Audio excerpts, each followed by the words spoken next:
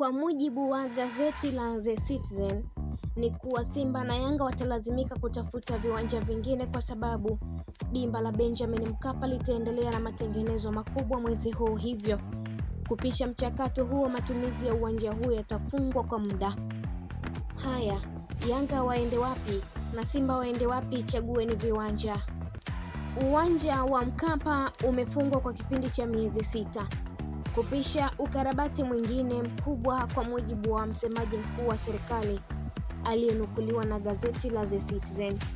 Msemaji mkuu amesema mchezo wa Simba dhidi ya Namungo ndio ulikuwa mchezo wa mwisho kwa Mkapa, ambapo klabu hizo mbili Simba na Yanga zinapaswa kuchagua Chamazi Mbagala na Aman Zanzibar kwa ajili ya mechi zao.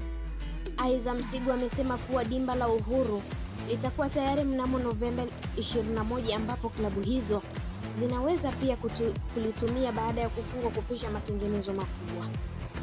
Dimba la Mkapa litatumika tena kipindi cha matengenezo haya, labda kuwa na ulazima mkubwa katika mechi ambazo hazitoathiri matengenezo. Tafsiri yake ni kuwa hata mechi za kafu za watani ni kizungumkuti. Kuna vitu unatamani kutouliza, ila kuna namna unaona bora uulize tu maswali ili upate majibu au kufahamishwa. Moja, huu uwanja suala la matengenezo ni tangu 2023. Huko tunazungumzia na leo tupo 2025, tunaelekea kuufunga mwaka, ni bado tu matengenezo. 2, wakati kafu wanasema Simba asicheze hapo, tukasema uwanja upo tayari kwa matumizi zaidi ya 90%. Halafu ghafla unafungwa kupisha matengenezo kwa miezi 6. 3, mbona viwanja kadhaa mfano Amani vilifungwa mara moja tu kisha matengenezo yameisha na unatumika? Kuna matengenezo gani kwa Mkapa yanakaribia muda wa kujenga uwanja mpya? Ushauri wangu ni bora ufungwe kwa muda mrefu kupisha hayo matengenezo, ili ukifunguliwa uwe jumla.